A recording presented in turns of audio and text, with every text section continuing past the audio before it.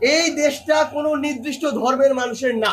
5 তারিখে ঘটনার পরিক্রমায় যারা এরকম দখল প্রক্রিয়ায় গিয়েছে, আমরা তাদেরকে দখলবাজি বলবো।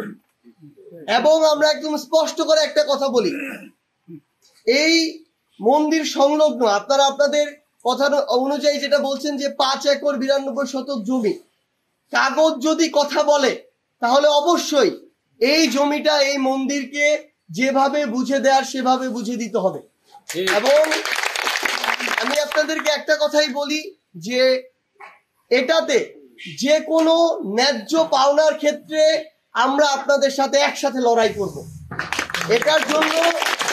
এটার জন্য আপনাদের প্রতিনিধিদেরকে নিয়ে যদি আমাদের উপজেলা নির্বাহী কর্মকর্তা কিংবা জেলা প্রশাসক মহোদয়ের সাথে একসাথে আমি সহ যেতে হয়, আমি সেখানেও যেতে প্রস্তুত।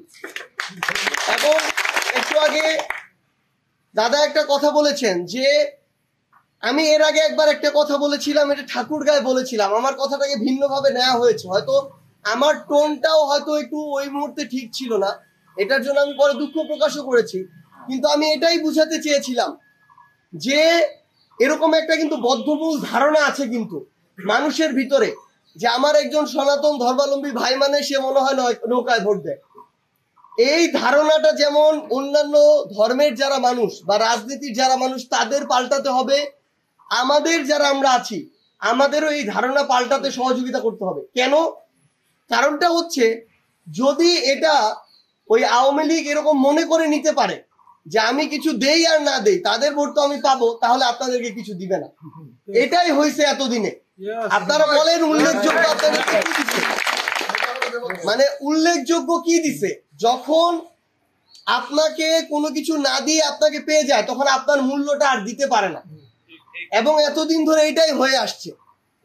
তো অল্প কয়েকজন মানুষ হাতে গোনা 2-4 জনকে সুযোগ সুবিধা দিয়ে বাকি যারা আমার প্রত্যন্ত অঞ্চলের সনাতন ধর্মাবলম্বী মানুষ ছিল তাদের দিকে কিন্তু নজর দেওয়া হয় না, মানে এমনি এমনি একটা উপরি পাওনা এরকম হিসেবে ব্যবহার করা হয়েছে। তো আপনারা, আমি আপনাদের একটু আগে দাদা যে কথাটা বলেছেন এটার সাথে শতভাগ একমত।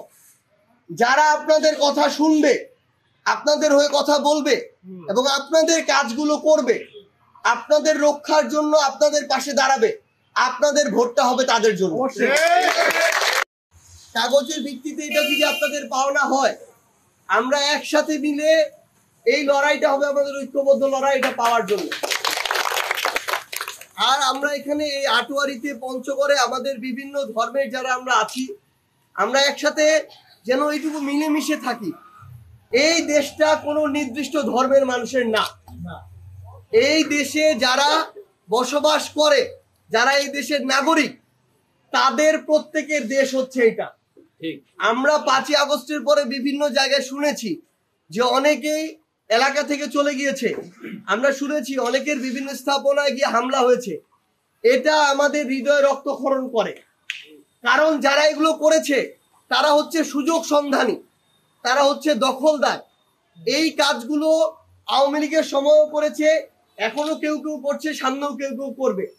এরা কোনো দলের না, এরা হচ্ছে ধান্দাবাজ, এদেরকে জায়গা দেওয়া যাবে না, একদম স্পষ্ট করে আপনাদেরকে বলি।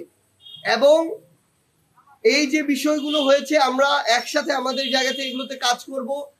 আমরা খুব দ্রুত সময়ের মধ্যে, যেহেতু 2 থেকে 3 দিন পরে ঈদ, এরপরে প্রয়োজন হলে আমরা কাগজপত্র নিয়ে, আমি ঈদের হয়তো 3 দিন পরে দেখা যাবে যে ঢাকা যেতে পারি, কিন্তু তার পূর্বে এই বিষয় নিয়ে আমি একটু বসে আমাদের মাননীয় জেলা প্রশাসক রয়েছেন ওনার সাথে কথা বলে কিভাবে সুষ্ঠু সমাধানের দিকে যাওয়া যায় আমরা এই বিষয়ে একসাথে কাজ করব।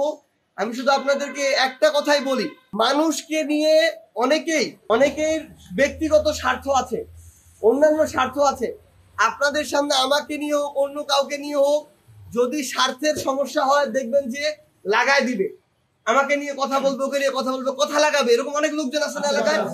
হ্যাঁ, সেই লোকজনের কথায় কান না দিয়ে, আমার যদি কোনো বিষয় নিয়ে আপনাদের ভুল ধারণা থাকে, আমাদের দল নিয়ে যদি কোনো জানতে চাওয়া থাকে, সরাসরি আমাকে জিজ্ঞাসা করবেন।